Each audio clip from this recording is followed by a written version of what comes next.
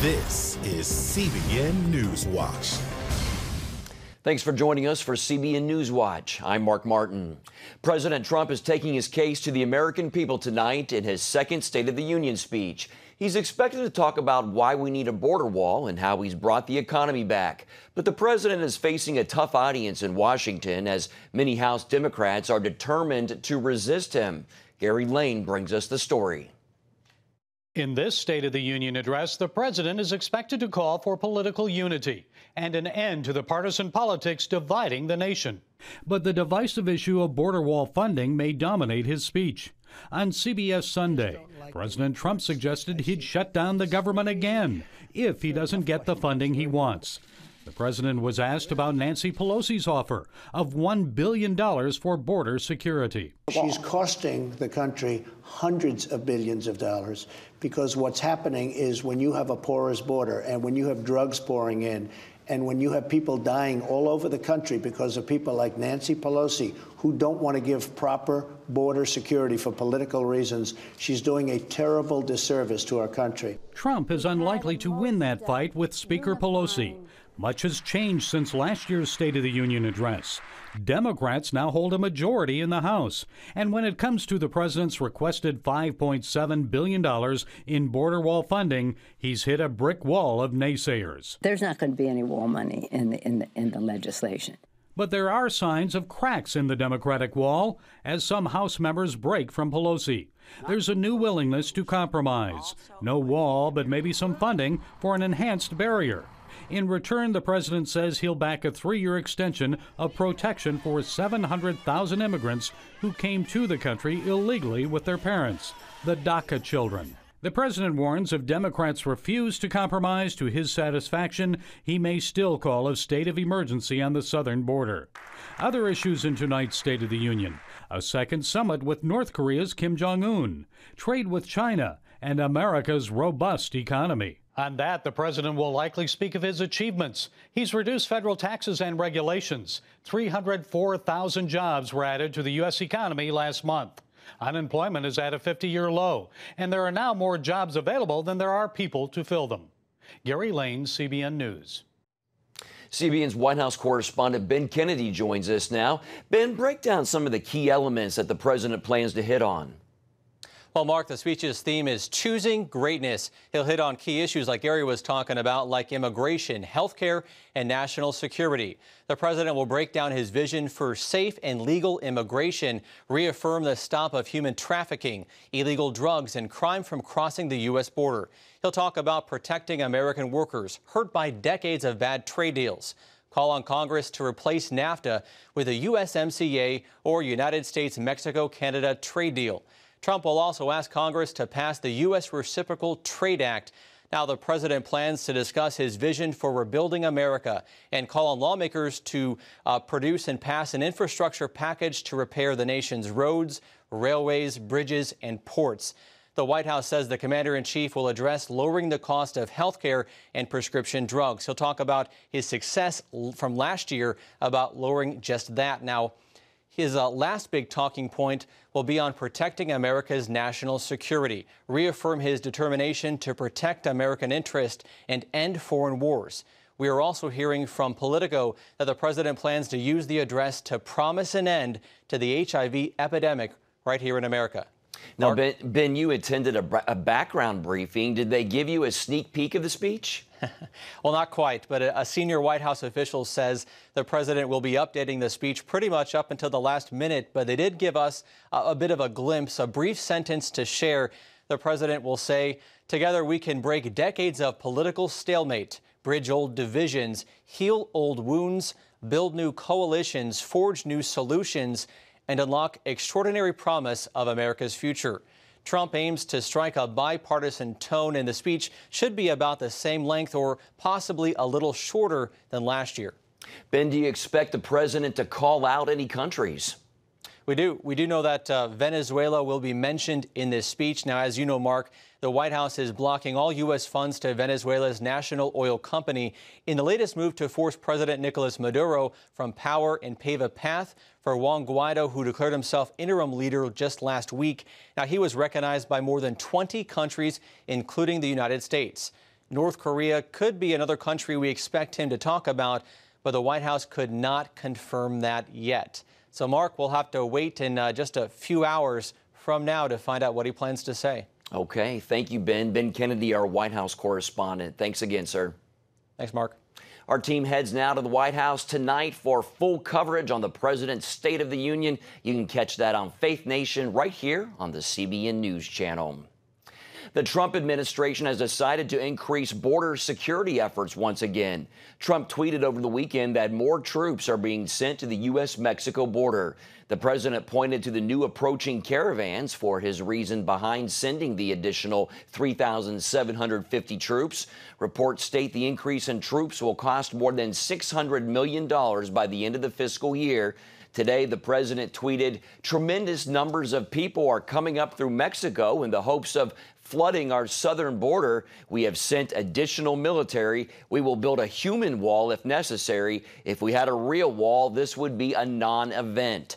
Trump is still waiting on Congress to approve $5.7 billion for a southern border wall, which would eliminate the need for active duty military at the border.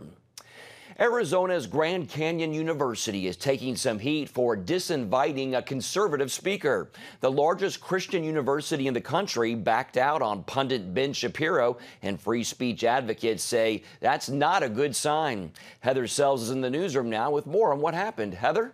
Yeah, Mark, a very interesting case. One of Grand Canyon's student clubs asked Shapiro on campus to speak, but on Friday, the university stepped in and canceled his appearance. The Christian school put out a statement explaining that it had received pushback from some in its community over the Shapiro event and said it canceled Shapiro to bring people together. It was not our intent to disappoint or offend anyone. It was rather to use our position as a Christian university to bring unity to a community that sits amidst a country that is extremely divided, the school said. Shapiro has pushed back on that, saying on his show that he disagrees with that kind of thinking. Sorry to break it to you, GCU, but if you are seeking unity, probably the worst way to go about that is to simply ban debating voices, to ban dissenting voices. My events are unfailingly polite. Free speech advocates also say that disinviting speakers is not the way to promote unity. I spoke with Zach Greenberg, who oversees a database on disinvitations at FIRE. That's a nonprofit that promotes the First Amendment. The college, as a Christian institution, has the right to determine its own policies, its own procedures, and its own mission statement. However, as an institution of higher learning, of higher education, it should be open to a wide variety of views, even views that may be controversial and offensive. Mark Fire has been tracking disinvitations since 2000 and says that universities cancel both conservatives and liberals if a speaker is high profile. That seems to make them automatically controversial and a target for this kind of thing. It'd be interesting to know the breakdown between how many conservatives are disinvited versus liberals. But one thing I want to mention, the university really seems to see things differently, Heather. Yeah, and just to note, Fire said that they really do see both. I think it's close to even. But with respect to the university, it ended its statement talking about how Jesus calls us to be peacemakers. So that was the goal, but not everyone agrees on its method. Okay, all right. Heather Sells in our newsroom. Thank you, Heather. You're welcome. Pastor Robert Morris of Gateway Church in Dallas recently announced a new campus for his ministry. The new site is located inside the state's largest maximum security prison. In November, more than 600 inmates attended the church's first service inside the Caulfield unit in Anderson County, which has more than 4,000 offenders. During the services, inmates serve as greeters, ushers, sound and audio technicians, as well as worship leaders. Since launching, some 500 men have given their lives to Jesus Christ. Gateway has plans to open more campuses inside prison facilities. Good for them. In other news, coalition forces have closed in on ISIS extremists in Syria as the group fights to keep its last major stronghold. Despite intense efforts from the U.S.-led coalition offensive, ISIS fighters are refusing to surrender the small village of Baghous in eastern Syria.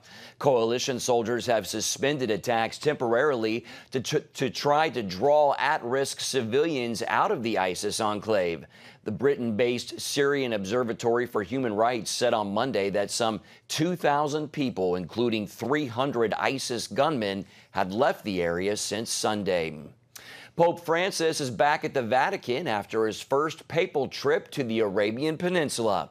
An estimated 180,000 people attended Mass with the Pope in Abu Dhabi.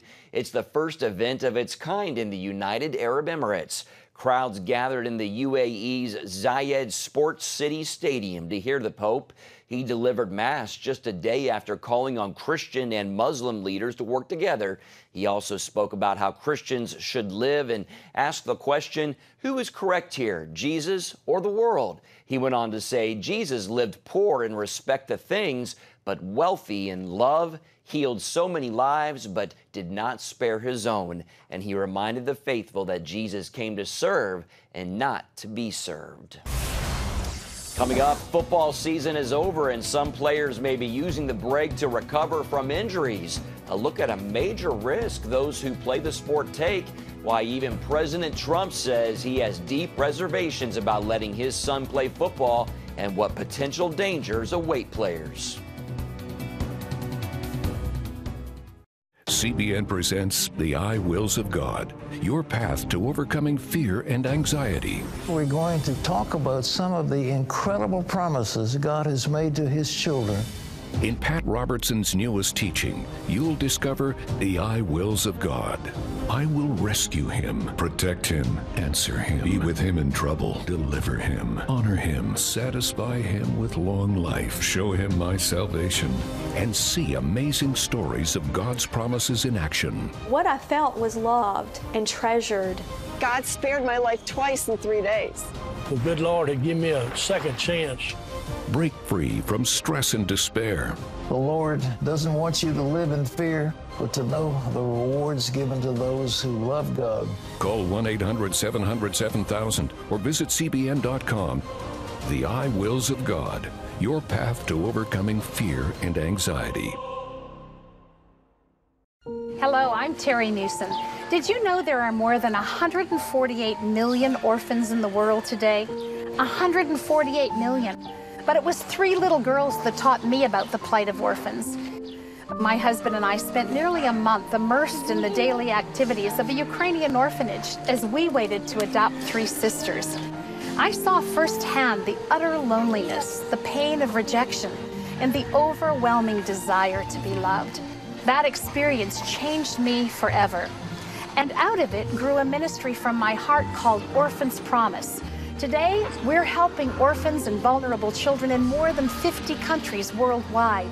Thousands of children are now in safe homes. They're being educated, and they're learning life skills. I'm asking you to join with me and become family to these children. Will you call the number on your screen right now? Because every child deserves a chance to be happy.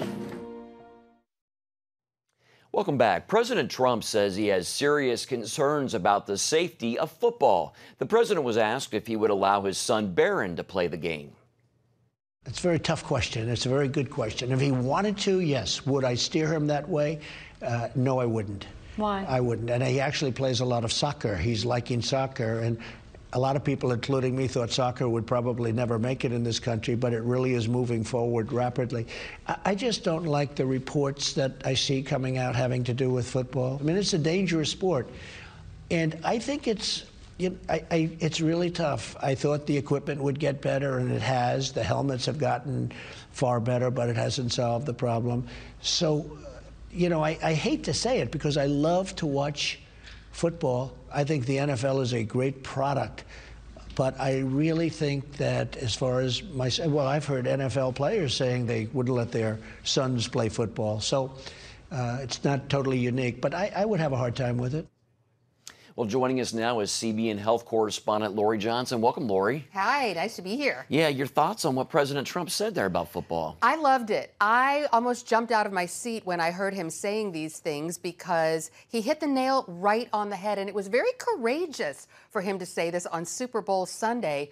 And I thought it was fantastic. And, you know, when you think about the President of the United States and all the things that he has to deal with the wall and foreign policy, he's extremely up to date on the very latest medical science as it relates to football. What I particularly appreciated him saying was his comments about the equipment, how the helmets and the protective gear have gotten better, but they haven't really gotten to the heart of the matter, which is CTE. He did not mention CTE by name, but that, of course, is what he was talking about. Chronic traumatic encephalopathy. This is the awful, horrible, indescribably bad condition that's affecting all these former football players, and it's from being hit in the head, and it causes them to lose themselves. It causes horrible depression, suicide, sometimes homicide, awful memory loss. It changes them as people. This is CTE, and helmets do not protect against it. Wow, those are horrific symptoms there. A lot has been made about concussions in football, but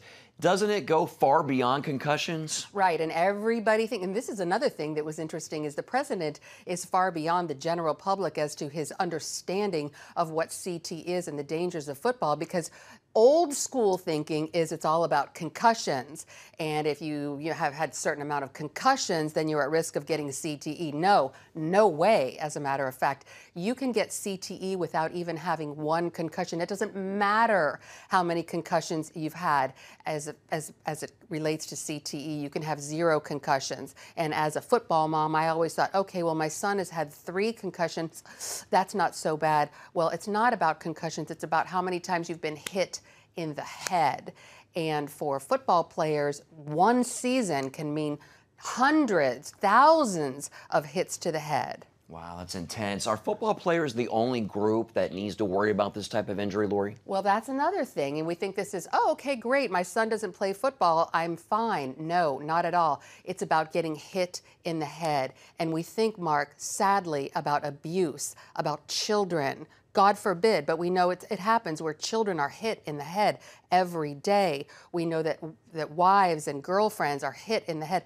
These types of injuries can cause CTE, and now there's this explosion of information about military people who have CTE from these IEDs, from these bomb explosions, because again, it's this rapid force on the brain. So important to get the word out. Now, you actually talked with the man who started this entire conversation. What was that like? It was actually one of the highlights of my career. I've been doing medical reporting for 10 years. His name is Dr. Bennett Amalu.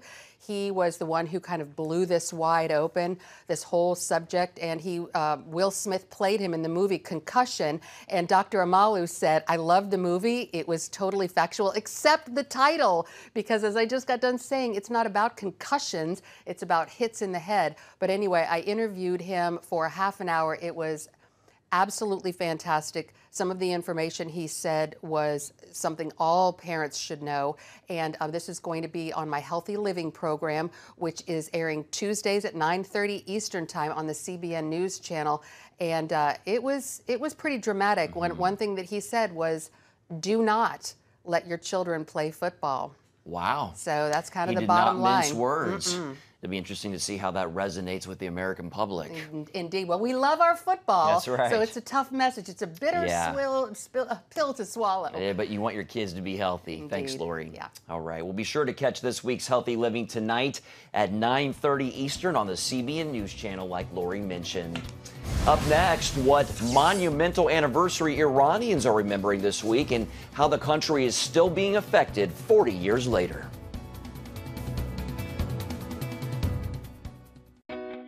Parents, the Superbook Bible app is a great way to get your child reading the Bible, because in today's busy world, we can use some help. The free Superbook Bible app has fun stuff your kids will love. They'll have a blast learning the Bible, playing great games, watching cool videos, discovering heroes in the Bible. They'll have fun while they learn God's Word. The Superbook Kids Bible app, available now. Life. It's meant to be lived fully. Jesus said it.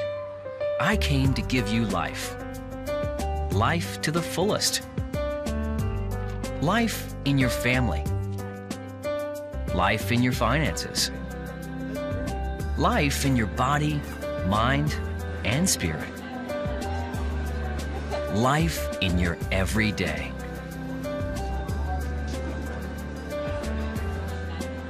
At CBN.com, we're taking what Jesus said seriously. We're here to help you discover life. Life. Live it fully. CBN.com.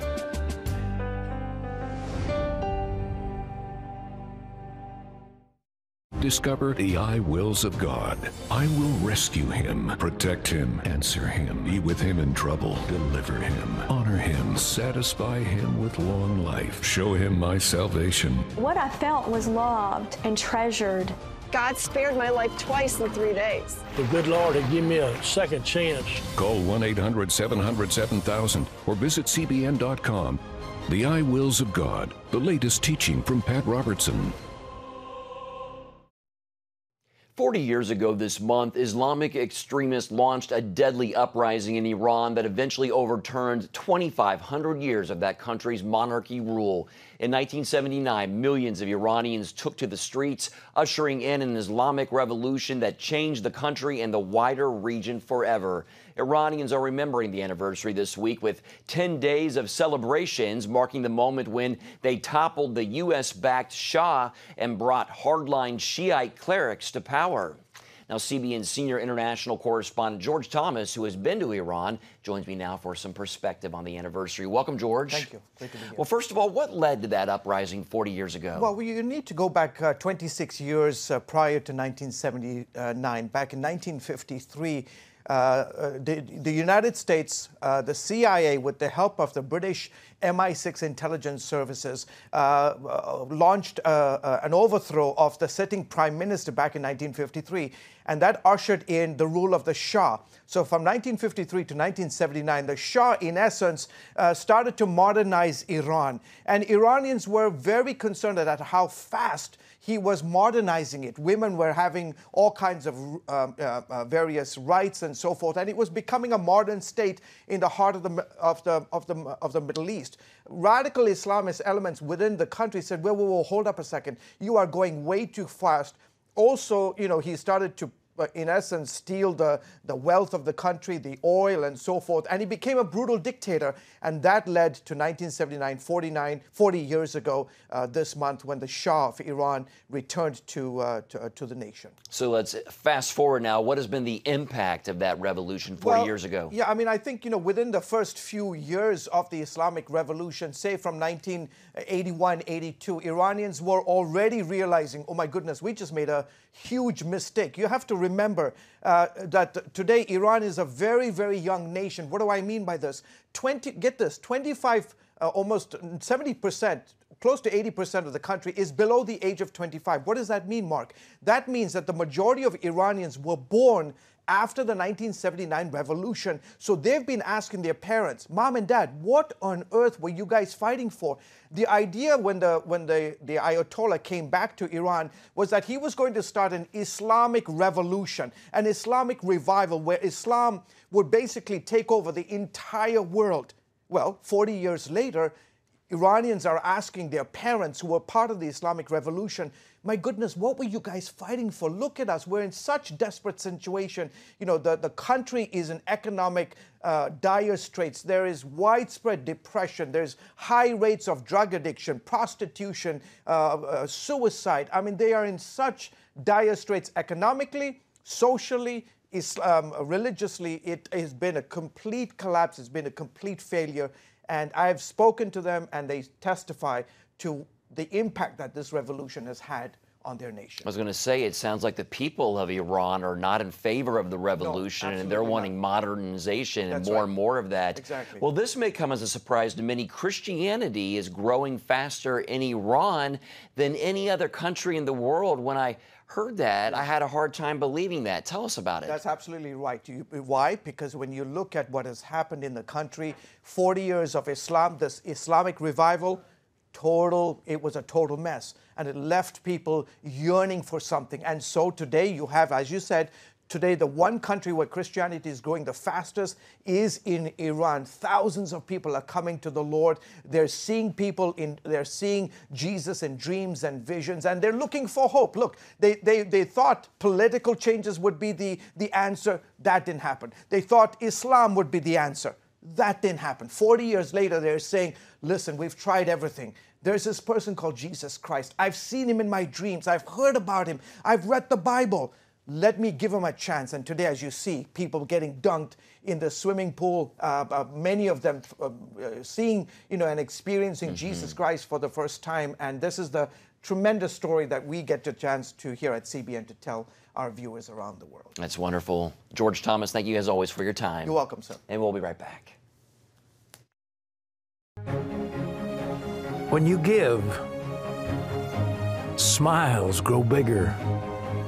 When you care, homes are happier. When you comfort, the hurt goes away. When we all come together to love, miracles happen. Hello, I'm Terry Newsom. Did you know there are more than 148 million orphans in the world today? 148 million.